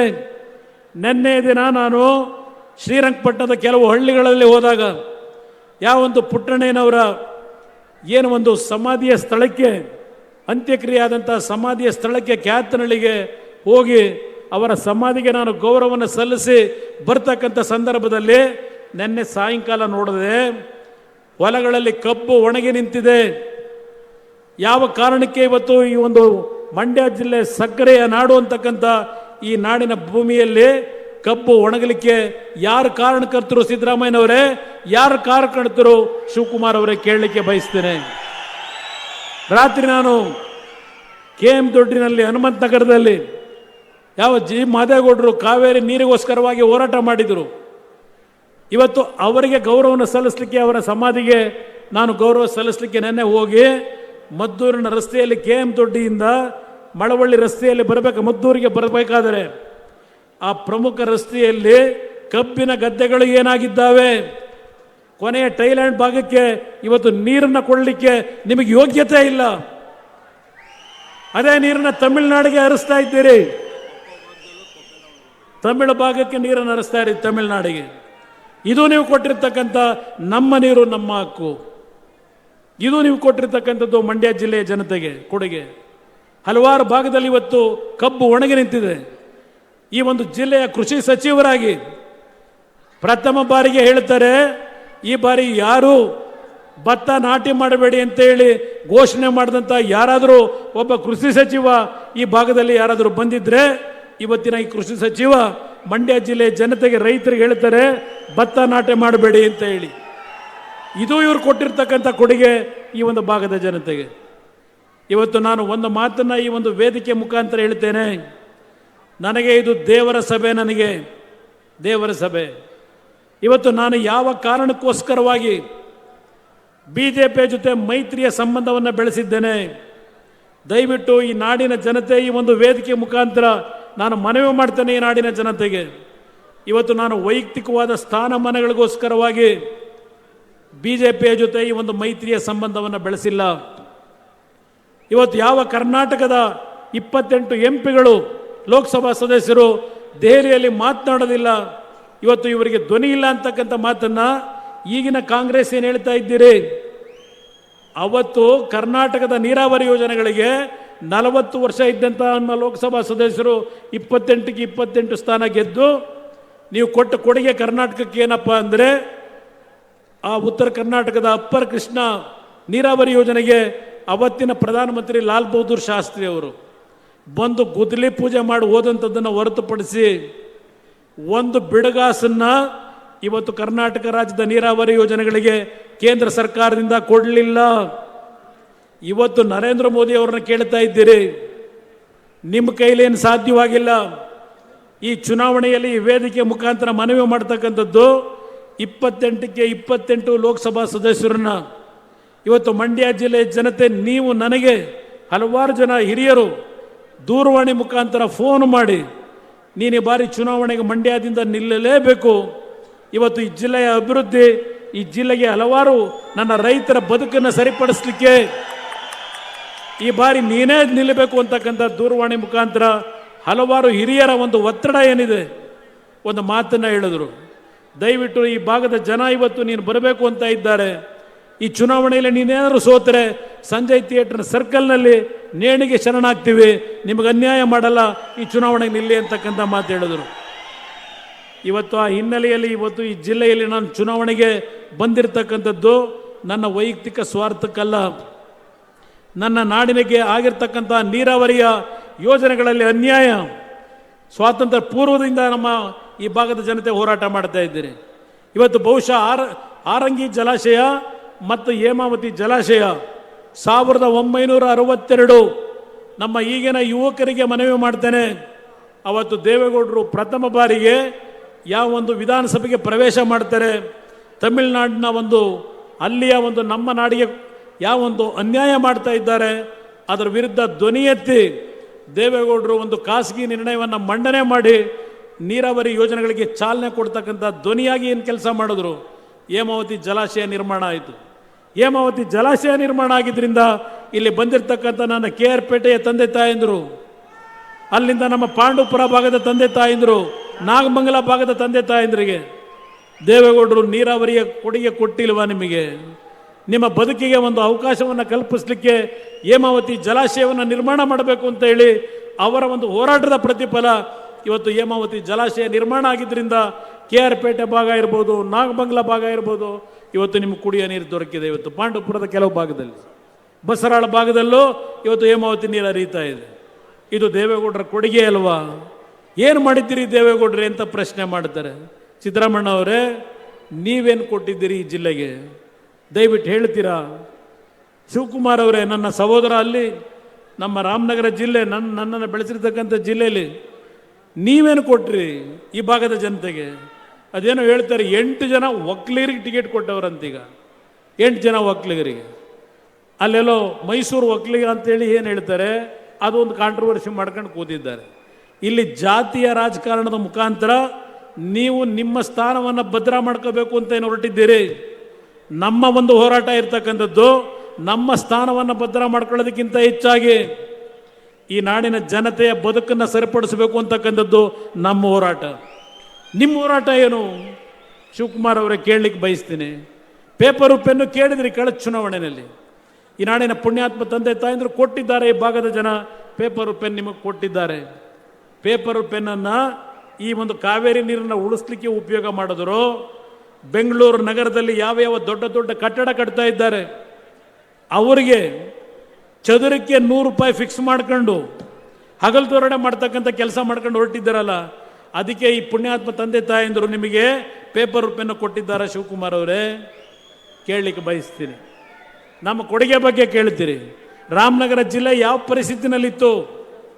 ನಾನು ರಾಮನಗರದ ರಾಜಕೀಯ ಪ್ರಾರಂಭ ಮಾಡಿದಾಗ ಆ ಜಿಲ್ಲೆಯ ಪರಿಸ್ಥಿತಿ ಏನಿತ್ತು? ಇವತ್ತು ಆ ಜಿಲ್ಲೆಯ ಅಭಿವೃದ್ಧಿ ಯಾವ ರೀತಿಯಾಗಿದೆ? ನಿಮ್ಮ ಕೊಡುಗೆ ಏನು, ನನ್ನ ಕೊಡುಗೆ ಏನು? ಸಾರ್ವಜನಿಕವಾಗಿ ಚರ್ಚೆ ಮಾಡಲಿಕ್ಕೆ ಸಿದ್ಧ ಇದ್ದೇನೆ. ಸಾರ್ವಜನಿಕವಾಗಿ ಈ ವೇದಿಕೆ ಮುಖಾಂತರ ಮಂಡ್ಯ ಜಿಲ್ಲೆಯ ಜನತೆಗೆ ನಾನು ಮನವಿ ಮಾಡ್ತೇನೆ, ಒಂದು ಭರವಸೆಯನ್ನು ಕೊಡ್ತೇನೆ. ನನ್ನ ಮೇಲೆ ವಿಶ್ವಾಸ ಇಡಿ. ನನ್ನನ್ನು ಬೆಳೆಸಿರ್ತಕ್ಕಂಥ ಜನ ನೀವು. ನಿಮಗೆ ದ್ರೋಹ ಮಾಡಿದ್ರೆ ನಾನು ದೇವರಿಗೆ ದ್ರೋಹ ಮಾಡಿದಾಗೆ. ಯಾವುದೇ ಕಾರಣಕ್ಕೂ ಈ ಜಿಲ್ಲೆಯ ಜನತೆಗೆ ದ್ರೋಹ ಮಾಡ್ತಕ್ಕಂಥ ಪ್ರಶ್ನೆ ಇಲ್ಲ. ಅದರ ಜೊತೆಗೆ ಯಾವ ನರೇಂದ್ರ ಮೋದಿ ಅವರ ಮುಂದೆ ಚರ್ಚೆ ಮಾಡಲಿಕ್ಕೆ ಇವತ್ತು ಲೋಕಸಭಾ ಸದಸ್ಯರು ಇವತ್ತು ತಯಾರಿಲ್ಲ ಅಂತ ಹೇಳ್ತೀರಿ, ಧೈರ್ಯ ಇಲ್ಲ ಅಂತ ಹೇಳ್ತೀರಿ. ಮಂಡ್ಯ ಜಿಲ್ಲೆಯ ಜನತೆ ಇವತ್ತು ನನಗೆ ಆಶೀರ್ವಾದ ಮಾಡ್ತಕ್ಕಂಥ ನಿರ್ಧಾರ ಏನು ಮಾಡಿದ್ದೀರಿ? ನಿಮ್ಮ ಧ್ವನಿಯಾಗಿ ಯಾವ ಮೇಕೆ ದಾಟಿರಲಿ, ಇವತ್ತು ಕಾವೇರಿ ನೀರಿನಲ್ಲಿ ಈ ಒಂದು ಅಚ್ಚುಕಟ್ಟು ಪ್ರದೇಶದಲ್ಲಿ ಏನು ಅನ್ಯಾಯ ಆಗಿದೆ ಇದೆಲ್ಲವನ್ನು ಸರಿಪಡಿಸ್ತಕ್ಕಂಥದ್ದಷ್ಟೇ ಅಲ್ಲ, ಅಪ್ಪರ ಭದ್ರಾ ಇರಲಿ, ಮಹದಾಯಿ ಇರಲಿ, ಅಲ್ಲಿಂದ ನಮ್ಮ ಅಪ್ಪರ ಕೃಷ್ಣ ಇರಲಿ, ಈ ಎಲ್ಲ ನೀರಾವರಿ ಯೋಜನೆಗಳಿಗೆ ಕೇಂದ್ರ ಸರ್ಕಾರದಿಂದ ಅನುಮತಿಯನ್ನು ನಾವು ತರದೇ ಇದ್ದರೆ ಮತ್ತೆಂದು ರಾಜಕೀಯದಲ್ಲಿ ಮುಂದುವರಿಯತಕ್ಕಂಥ ಪ್ರಶ್ನೆ ಇಲ್ಲ. ಇದನ್ನು ನಿಮ್ಮ ಮುಂದೆ ನಾನು ಮಾತು ಕೊಡ್ತಾ ಇದ್ದೇನೆ. ನನ್ನ ರೈತರು ಇವತ್ತು ನೆನ್ನೆ ನಾನು ಹೋಗಬೇಕಾದ್ರೆ ಹೇಳಿದ್ರು ಕೆಲವು ಹಳ್ಳಿನಲ್ಲಿ ನನ್ನ ತಾಯಿ ಅಂದರು, ನಮ್ಗೆ 2,000 ರೂಪಾಯಿ ಯಾಕೆ ಬೇಕು? ನಾವು ಬೆಳೀತಕ್ಕಂಥ ಬೆಳೆಗೆ ಸರಿಯಾದ ರೀತಿ ನೀರು ಕೊಡಿ, ಸರಿಯಾದ ರೀತಿಯ ಬೆಂಬಲ ಬೆಲೆ ಕೊಡಿ. ನಿಮ್ಮ 2,000 ರೂಪಾಯಿಯೂ ಬೇಡ, ನಿಮ್ಮ ಬಿಟ್ಟು ಬಸ್ ಪಾಸು ಬೇಡ, ನಮ್ಮ ಬದುಕ ಶಕ್ತಿ ಇದೆ ಅಂತಕ್ಕಂಥದ್ದನ್ನು ಕೆಲವು ಹಳ್ಳಿಯ ನನ್ನ ತಾಯಂದರು ನನ್ನ ಕಾರನ್ನು ನಿಲ್ಲಿಸಿ ನೆನ್ನೆ ಏನು ಹೇಳಿದ್ದೀರಿ? ಇವತ್ತು ನನ್ನ ಕಾರ್ಯಕ್ರಮ, ನನ್ನ ನಾಡಿನ ಜನತೆ ಇನ್ನೊಬ್ಬರ ಮುಂದೆ ಕೈ ಒಡ್ಡದೆ ಇನ್ನೊಬ್ಬರಿಗೆ ಕೈ ಎತ್ತಿ ದಾನ ಮಾಡ್ತಕ್ಕಂಥ ಶಕ್ತಿಯನ್ನು ನಿಮಗೆ ತಂದು ಕೊಡಬೇಕು ಅನ್ನೋದು ನನ್ನ ಕಾರ್ಯಕ್ರಮ. ಯಾವ ಒಂದು ಪಂಚರತ್ನ ಯೋಜನೆಗಳನ್ನು ಈ ನಾಡಿನಲ್ಲಿ ತರಲಿಕ್ಕೆ ಒಂದು ಅವಕಾಶವನ್ನು ಕೇಳಿದೆ ನಾನು ಇನ್ನೂ ಈ ನಾಡಿನ ಜನತೆ ಸಂಪೂರ್ಣವಾಗಿ ಬೆಂಬಲ ಕೊಟ್ಟಿಲ್ಲ. ಇವತ್ತು BJP ಜೊತೆ ನಾನು ಮೈತ್ರಿಯ ಒಂದು ಸಂಬಂಧ ಬೆಳೆಸಿರ್ತಕ್ಕಂಥದ್ದು ಕೇಂದ್ರದಲ್ಲಿ ಇವತ್ತು ನರೇಂದ್ರ ಮೋದಿ ಅವರ ಶಕ್ತಿ ಏನಿದೆ, ಇಡೀ ದೇಶದ ಜನತೆ ನರೇಂದ್ರ ಮೋದಿ ಅವರು ಇವತ್ತು ಪ್ರಧಾನಮಂತ್ರಿ ಆಗ್ತಾರೆ ಅಂತಕ್ಕಂಥ ಕೂಗನ್ನು ಏನು ಹೇಳ್ತಾ ಇದ್ದೀರಿ? ಇವತ್ತು ನರೇಂದ್ರ ಮೋದಿ ಅವರು ಪ್ರಧಾನಮಂತ್ರಿ ಆಗ್ತಕ್ಕಂಥದ್ದು ನಿಶ್ಚಯ ಅಂತಕ್ಕಂಥದ್ದೇನಿದೆ. ಈ ಸಂದರ್ಭದಲ್ಲಿ ನನ್ನ ನಾಡಿನ ರೈತರಿಗೆ ನೀವು ಬೆಳೀತಕ್ಕಂಥ ಬೆಳೆಯ ಸಂರಕ್ಷಣೆ, ನೀವು ಬೆಳೀತಕ್ಕಂಥ ಬೆಳೆಗೆ ಸರಿಯಾದ ರೀತಿಯ ಬೆಲೆ ದೊರಕತಕ್ಕಂಥ ನಿಟ್ಟಿನಲ್ಲಿ ನಿಮ್ಮ ಧ್ವನಿಯಾಗಿ ದೇವೇಗೌಡರ ಅವರ ಒಂದು ಸಲಹೆಗಳ ಮೇರೆಗೆ ನಿಮ್ಮ ಧ್ವನಿಯಾಗಿ ಈ ರಾಜ್ಯದ 28 ಲೋಕಸಭಾ ಸದಸ್ಯರನ್ನ ಜೊತೆಗೂಡಿ ಇವತ್ತು ನಮ್ಮ ರಾಜ್ಯಕ್ಕೆ ಆದಂಥ ಅನ್ಯಾಯವನ್ನು ಸರಿಪಡಿಸಲಿಕ್ಕೆ ನಿಮ್ಮ ಜೊತೆಯಲ್ಲಿ ಇವತ್ತು ನಾನು ಧ್ವನಿಯಾಗಿ ಕೆಲಸ ಮಾಡ್ತೇನೆ. ನನ್ನ ಮೇಲೆ ವಿಶ್ವಾಸ ಇಡಿ. ನಾನು ಯಾವುದೇ ರೀತಿಯಲ್ಲಿ ದೊಡ್ಡ ದೊಡ್ಡ ಶಿಕ್ಷಣ ಸಂಸ್ಥೆಗಳನ್ನು ಕಟ್ಟಿಲ್ಲ, ದೊಡ್ಡ ದೊಡ್ಡ ಕೈಗಾರಿಕೆಗಳನ್ನು ನಾನು ನಿರ್ಮಾಣ ಮಾಡಿಲ್ಲ, ಇಲ್ಲ ದೊಡ್ಡ ದೊಡ್ಡ ಕಟ್ಟಡಗಳನ್ನು ಕಟ್ಟಿ ಬಾಡಿಗೆ ತಗೋತಾ ಇಲ್ಲ. ನಾನು ರಾಜಕಾರಣಕ್ಕೆ ಬರೋದಕ್ಕಿಂತ ಮುಂಚೆ ನಮ್ಮ ಮೈಸೂರಿನ ಚೆನ್ನಾಂಬಿಕಾ ಹಂಚಿಕೆ ಸಂಸ್ಥೆ ಆ ನಜರ್ಬಾದ್ ರೋಡ್ನಲ್ಲಿ ನನ್ನ ವಿದ್ಯಾಭ್ಯಾಸ ಮುಗಿಸಿದ ನಂತರ ಅಲ್ಲೇನೋ ಒಂದು ಚಿತ್ರರಂಗದಲ್ಲಿ ಹಂಚಿಕೆದಾರನಾಗಿ ಕೆಲಸ ಮಾಡಿದ್ದೇನೆ. ಅಲ್ಲಿ ಸಂಪಾದನೆ ಮಾಡಿದಂಥ ಹಣದಲ್ಲಿ ಕೇತಗನಹಳ್ಳಿ ಗ್ರಾಮದಲ್ಲಿ ಒಂದು 45 ಎಕರೆ ಭೂಮಿ 83ನೇ ಇಸ್ವಿನಲ್ಲಿ ನಾನು ಕೊಂಡುಕೊಂಡಂಥದ್ದು. ಅದು ಹೊರತುಪಡಿಸಿ ನಾನು ಮತ್ಯಾವುದೇ ರೀತಿಯ ಮುಖ್ಯಮಂತ್ರಿಯಾಗಿ ಜನಗಳ ಹಣವನ್ನು ಲೂಟಿ ಮಾಡಲಿಲ್ಲ, ದೋಚಲಿಲ್ಲ. ನಾನು ಪ್ರಾಮಾಣಿಕವಾಗಿ ಕೆಲಸ ಮಾಡಿದ್ದೇನೆ. ಅದಕ್ಕೋಸ್ಕರಲೇ ಯಾವುದೇ ವಿಷಯಗಳನ್ನು ಧೈರ್ಯವಾಗಿ ಇವತ್ತು ಮಾತಾಡ್ತಕ್ಕಂಥ ಒಂದು ಶಕ್ತಿಯನ್ನು ನಾನು ಉಳಿಸ್ಕೊಂಡಿದ್ದರೆ ರಾಜ್ಯದ ಮುಖ್ಯಮಂತ್ರಿಯಾಗಿ ಹಣ ದರೋಡೆ ಮಾಡಲಿಲ್ಲ. ರಾಜ್ಯದ ಜನತೆಯ ತೆರಿಗೆ ಹಣವನ್ನು ಪ್ರಾಮಾಣಿಕವಾಗಿ ದುಡಿಮೆ ಮಾಡಿದ್ದೇನೆ. ಸಾರಾಯಿ ನಿಷೇಧ ಮಾಡಿದೆ. ನಮ್ಮ ಬಡ ಮಕ್ಕಳು ಲಾಟ್ರಿಯ ಒಂದು ವ್ಯಾಮೋಹದಲ್ಲಿ ಸಾಲಗಾರರಾಗಿದ್ದರು. ಈ ರಾಜ್ಯದಲ್ಲಿ ಲಾಟ್ರಿಯನ್ನು ಸಂಪೂರ್ಣ ನಿಷೇಧ ಮಾಡಿದೆ. ಇವತ್ತು ಯಾವ ಬೆಟ್ಟಿಂಗ್ ಹೆಸರಿನಲ್ಲಿ ಕ್ರಿಕೆಟ್ ಬೆಟ್ಟಿಂಗ್ ದಂಧೆ, ಮಟ್ಕಾ ದಂಧೆ, ಹಳ್ಳಿಯ ನಮ್ಮ ಮಕ್ಕಳು ಇವತ್ತು ಬೀದಿ ಪಾಲಾಗ್ತಾ ಇದ್ದಾರೆ, ಲಕ್ಷಾಂತರ ರೂಪಾಯಿ ಸಾಲ ಮಾಡಿ. ಇವತ್ತು ಆ ಮಕ್ಕಳು ಆತ್ಮಹತ್ಯೆ ಮಾಡ್ಕೋತಾ ಇದ್ದಾರೆ. ಮಕ್ಕಳು ಇವತ್ತು ಆತ್ಮಹತ್ಯೆ ಮಾಡ್ಕೋತಾರೆ. ಈ ಕಡೆ ಸ್ವಲ್ಪ ಹಿಂದೆ ಬನ್ನೋಣ. ಇವತ್ತು ಇದೆಲ್ಲವನ್ನ ನಾನು ಗಮನಿಸ್ತಾ ಇದ್ದೇನೆ. ಯಾವ ಕ್ರಿಕೆಟ್ IPL ದಂಧೆ, ಎಷ್ಟು ಕುಟುಂಬಗಳ ಮನೆ ಹಾಳಾಗ್ತಾ ಇದೆ ನೋಡ್ತಾ ಇದ್ದೀರಿ. ಎಷ್ಟು ಕುಟುಂಬದಲ್ಲಿ ಆತ್ಮಹತ್ಯೆ ನಡೀತಾ ಇದೆ. ಇದೆಲ್ಲವನ್ನ ಸೂಕ್ಷ್ಮವಾಗಿ ಗಮನಿಸಿದ್ದೇನೆ. ನಾನು ಆ ರೀತಿಯ ಪಾಪದ ಹಣವನ್ನು ಸಂಪಾದನೆ ಮಾಡ್ತಕ್ಕಂಥ ಆ ಒಂದು ನಡವಳಿಕೆಯಲ್ಲಿ ಬಂದಿದ್ದರೆ 2006 ನಾನೇನು ಮುಖ್ಯಮಂತ್ರಿ ಇದ್ದೆ, ಈ ರಾಜ್ಯದಲ್ಲಿ ಹಳ್ಳಿಯ ಹೆಣ್ಣು ಮಕ್ಕಳು ಸಾರಾಯಿಯನ್ನು ನಿಷೇಧ ಮಾಡುವಂತೇಳಿ ನಾನು ಹಳ್ಳಿಗೆ ಬಂದಾಗ ನೀವೇನು ಹೇಳಿದ್ರಿ, ಈ ರಾಜ್ಯದಲ್ಲಿ ಸಾರಾಯಿಯನ್ನು ಸಂಪೂರ್ಣ ನಿಷೇಧ ಮಾಡಿಕೊಟ್ಟೆ. ಅವತ್ತು ನನಗೆ ಯಾವ ಮಟ್ಟದಲ್ಲಿ ಆಮಿಷ ಒಡ್ಡಿದ್ರು. ಆ ಪಾಪದ ಹಣವನ್ನು ನಾನು ಪಡಿಲಿಕ್ಕೆ ಹೋಗಲಿಲ್ಲ. ನಿಮ್ಮ ಧ್ವನಿಯಾಗಿ ಕೆಲಸ ಮಾಡಿದ್ದೇನೆ ಈ ರಾಜ್ಯದಲ್ಲಿ. ಆ ಬಡ ಕುಟುಂಬದ ಮಕ್ಕಳು ಲಾಟ್ರಿಯ ವ್ಯಾಮೋಹಕ್ಕೆ ಒಳಗಾಗದ ಬೇಡ ಅಂತೇಳಿ ಲಾಟ್ರಿಯನ್ನು ನಿಷೇಧ ಮಾಡಿಕೊಟ್ಟೆ. ಇವತ್ತು ಕೇಂದ್ರ ಸರ್ಕಾರ ನಮಗೆ ದುಡ್ಡು ಕೊಡಲಿಲ್ಲ ಅಂತಾರೆ. ನೀವೇನು ಮಾಡ್ತಾ ಇದ್ದೀರಿ? ನಾನು ಈ ರಾಜ್ಯದಲ್ಲಿ ಮುಖ್ಯಮಂತ್ರಿ ಆಗಿದ್ದೆ. ಹಲವಾರು ಸಂದರ್ಭದಲ್ಲಿ ಪ್ರವಾಹಗಳು ಬಂದಾಗ, ಬರಗಾಲದಲ್ಲಿ ನಾವು ಕೇಂದ್ರ ಸರ್ಕಾರ ಕೊಡಲಿಲ್ಲ ಅಂತ ಕೂರಲಿಲ್ಲ, ಹಣ ಬಿಡುಗಡೆ ಮಾಡಿದ್ದೀವಿ. ಇಲ್ಲಿ ಯಡಿಯೂರಪ್ಪನವರಿಗೆ ಹೇಳ್ತಾ ಇದ್ರು, ನಾನು 4ನೇ ಬಾರಿ ಮುಖ್ಯಮಂತ್ರಿ ಆದಾಗ ಕೇಂದ್ರದಲ್ಲಿ ಕಿಸಾನ್ ಸಮ್ಮಾನ್ ಯೋಜನೆಯಲ್ಲಿ 6,000 ರೂಪಾಯಿಗಳನ್ನು ಪ್ರತಿ ವರ್ಷ 3 ಕಂತುಗಳಲ್ಲಿ ಪ್ರಧಾನಮಂತ್ರಿಗಳು ಈ ದೇಶದ ರೈತರಿಗೇನು ಕೊಡ್ತಾ ಇದ್ದಾರೆ, ಅದಕ್ಕೆ ಬೆಂಬಲವಾಗಿ ನಾನು ಮುಖ್ಯಮಂತ್ರಿಯಾಗಿ 4,000 ರೂಪಾಯಿಗಳನ್ನು ಕೊಡ್ತಕ್ಕಂಥ ವ್ಯವಸ್ಥೆಯನ್ನು ಮಾಡಿಕೊಟ್ಟೆ. ಇವತ್ತು ಸಿದ್ದರಾಮಯ್ಯನವರೇ ತೆಗೆದುಹಾಕಿದ್ದೀರಿ ಅಂತ ಹೇಳ್ತಾ ಇದ್ದಾರೆ. ಇದು ರೈತರಿಗೆ ಕೊಟ್ಟಂಥ ಕೊಡುಗೆ ಈ ಕಾಂಗ್ರೆಸ್ ಸರ್ಕಾರದ್ದು. ಇವತ್ತು ಅವ್ರು ಹೇಳ್ತಾರೆ, ಬರಗಾಲದಿಂದ ತೊಂದರೆಗೊಳಗಾಗಿರ್ತಕ್ಕಂಥ, ಬೆಳೆ ನಷ್ಟ ಆಗಿರ್ತಕ್ಕಂಥ ಕುಟುಂಬಗಳಿಗೆ 624 ಕೋಟಿ ಕೊಟ್ಟಿದ್ದೇನೆ ಅಂತಾರೆ. ಹೆಕ್ಟರ್ಗೆ 2,000 ರೂಪಾಯಿ. ಏನು ನನ್ನ ರೈತರು ಭಿಕ್ಷುಕರ? ನಮ್ಮ ರೈತರು 2,000 ರೂಪಾಯಿ ತಗೊಂಡು ಏನು ಮಾಡ್ತೀರಿ ಆ ಬೆಳೆ ಪರಿಹಾರ ಕೇಳಲಿಕ್ಕೆ ಬಯಸ್ತೀನಿ. ಇದು ಅವರು ಹೇಳ್ತಾರೆ. ಆದರೆ ಇದೇ ಸಿದ್ದರಾಮಯ್ಯನವರ ಸರ್ಕಾರ, ಅವರ ಗ್ಯಾರಂಟಿ ಕಾರ್ಯಕ್ರಮ ನುಡಿದಂತೆ ನಡೆದಿದ್ದೇವೆ, ನುಡಿದಂತೆ ನಡೆದಿದ್ದೇವೆ. ಏನು ನುಡಿದಂತೆ ನಡೆದಿದ್ದೀರಿ ಸಿದ್ದರಾಮಯ್ಯನವರೇ? ನೀವು ನುಡಿದಂತೆ ನಡೆದಿರ್ತಕ್ಕಂಥ ನಿಮ್ಮ 5 ಗ್ಯಾರಂಟಿ ಕಾರ್ಯಕ್ರಮ ಯಾವ ಬೆಲೆಯನ್ನು ತೆತ್ತು ಆ 5 ಕಾರ್ಯಕ್ರಮವನ್ನು ಕೊಟ್ಟಿದ್ದೀರಿ? ಯಾವ ಬೆಲೆಯನ್ನು ತೆತ್ತಿದ್ದೀರಿ? ಆ ಬೆಲೆಯ ಆ ಒಂದು ಹಣವನ್ನು ಸಾಲ ತೀರಿಸ್ತಕ್ಕಂಥ ಕಾರ್ಯವನ್ನು ಯಾರ ತಲೆಗೆ ಕಟ್ಟಿದ್ದೀರಿ ಸಿದ್ದರಾಮಯ್ಯನವರೇ? ಇಲ್ಲಿರ್ತಕ್ಕಂಥ ಪುಣ್ಯಾತ್ಮರ ತಂದೆ ತಾಯಂದರು, ನೀವು ಆ ಒಂದು 2,000 ರೂಪಾಯಿ ಗ್ಯಾರಂಟಿ ಅದೆಂಥದ್ದು ನಮ್ಮ ಹೆಣ್ಣು ಮಕ್ಕಳಿಗೆ ಫ್ರೀ ಬಸ್ ಪಾಸು, ಅದೆಂಥದ್ದು ನಿಮಗೆ 200 ಯೂನಿಟ್ಟು ವಿದ್ಯುತ್ ಶಕ್ತಿ, ಇದೆಲ್ಲ ಏನು ಹೇಳಿದ್ದಾರೆ? 52,000 ಕೋಟಿ ಕೊಡ್ತಾ ಇದ್ದೇವೆ ಈ ವರ್ಷ ಅಂತ ಹೇಳಿದ್ದಾರೆ. ನಾನು ನಿಮ್ಮನ್ನು ಕೇಳ್ತೀನಿ, ಈ 52,000 ಕೋಟಿ ಯಾವ ಉತ್ಪಾದನೆಯಿಂದ ಕೊಡ್ತಾ ಇದ್ದೀರಿ? 1,05,000 ಕೋಟಿ ಸಾಲ ಮಾಡ್ಕೊಂಡಿದ್ದೀರಿ. ಆ 1,05,000 ಕೋಟಿನಲ್ಲಿ 52,000 ಕೋಟಿ ಇಲ್ಲಿ ಕೊಟ್ಟರೆ ಇನ್ನು 48-50,000 ಕೋಟಿ ಇದೆಯಲ್ಲ ನಿಮ್ಮ ಸಾಲ ಮಾಡ್ಕೊಂಡಿರೋದು. ಈ 1,00,000 ಕೋಟಿ ಸಾಲ ತೀರ್ಸರು ಯಾರು? ಈ ವರ್ಷ ಒಂದೇ ವರ್ಷ 1,00,000 ಕೋಟಿ ಸಾಲ ಮಾಡಿದ್ದಾರೆ. ನಿಮ್ಗೆ 52,000 ಕೋಟಿ ಕೊಟ್ಟಿದ್ದೇವೆ ಅಂತಾರೆ. ನನ್ನ ತಾಯಂದರಿಗೆ ಮನವಿ ಮಾಡ್ತೇನೆ, ಆ ಸಾಲ ನೀವು ಮುಂದಿನ ದಿನಗಳಲ್ಲಿ ಸರ್ಕಾರ ಸಾಲ ಬರೆದು ಹರಾಜಿಗೆ ಬರ್ತಕ್ಕಂಥ ಸಂದರ್ಭದಲ್ಲಿ ಆ ಸಾಲ ತೀರಿಸ್ತಕ್ಕಂಥ ಹೊರೆ ಈ ರಾಜ್ಯದ 7 ಕೋಟಿ ಜನತೆ ಮೇಲೆ ಇವತ್ತು ಆಗ್ತಾ ಇದ್ದಾರೆ. ನಾವೇನು ಧರ್ಮಕ್ಕೆ ನಿಮಗೆ 52,000 ಕೋಟಿ ಕೊಡ್ತಾ ಇಲ್ಲ. ನಿಮ್ಮ ದುಡ್ಡನ್ನು ಕೊಡಲಿಕ್ಕೆ, ನಿಮಗೆ 52,000 ಕೋಟಿ ಕೊಡಲಿಕ್ಕೆ ಪ್ರತಿ ವರ್ಷ 1 ಲಕ್ಷ ಸಾಲ ಮಾಡಿ ಇವತ್ತು ಆ ದುಡ್ಡು ನಿಮಗೆ ಕೊಡ್ತಾ ಇದ್ದಾರೆ. ಸಾಲದ ಹೊರೆ ನಿಮ್ಮ ತಲೆ ಮೇಲೆ ಹೊರಿಸ್ತಾರೆ. ಇದು ಇವ್ರ ಘನಕಾರ್ಯ, ಇವ್ರು ಮಾಡ್ತಿರ್ತಕ್ಕಂಥ ಘನಕಾರ್ಯ. ಯೋಚನೆ ಮಾಡಿ ನನ್ನ ಬಂಧುಗಳು, ಇವತ್ತು ನೀವು ಬದುಕ್ತಕ್ಕಂಥ ಶಕ್ತಿಯನ್ನು ಇವತ್ತು ಒಂದೊಂದು ಗ್ರಾಮ ಪಂಚಾಯಿತಿಗಳಲ್ಲಿ ಒಂದು ಗೋಡನ್ಗಳನ್ನು ಕಟ್ಟಿ ನೀವು ಬೆಳೀತಕ್ಕಂಥ ಬೆಳೆಯನ್ನು ರಕ್ಷಣೆ ಮಾಡ್ತಕ್ಕಂಥದ್ದಕ್ಕೆ ಹಲವಾರು ನಮ್ಮ ಹಳ್ಳಿಗಳಲ್ಲಿ, ಗ್ರಾಮೀಣ ಪ್ರದೇಶದಲ್ಲಿ ಎಲ್ಲಿ ತರಕಾರಿ ಬೆಳೀತೀರಿ ಗೊತ್ತಿದೆ ನನಗೆ. KR ಪೇಟೆ ತಾಲೂಕಿನಲ್ಲಿ ತರಕಾರಿಯನ್ನು ಬೆಳೆದು ಬೇರೆ ಬೇರೆ ರಾಜ್ಯಕ್ಕೆ ನೀವು ಇವತ್ತು ರವಾನೆ ಮಾಡ್ತಕ್ಕಂಥ ರೈತ ಬಂಧುಗಳಿದ್ದೀರಿ ಕಷ್ಟಪಟ್ಟು. ಅದನ್ನು ಮಾರಾಟ ಮಾಡೋಕ್ಕಾಗದೇ ಇದ್ದಾಗ ಹವಾನಿಯಂತ್ರಿತವಾದಂಥ ಒಂದು ಗೋಡನ್ಗಳನ್ನು ಕಟ್ಟಿದ್ರೆ ಇವತ್ತು ನಮ್ಮ ರೈತರು ಯಾವಾಗ ಬೆಲೆ ಮಾರ್ಕೆಟಲ್ಲಿ ಜಾಸ್ತಿ ಆಗುತ್ತೆ ಮಾರಾಟ ಮಾಡ್ತಾರೆ.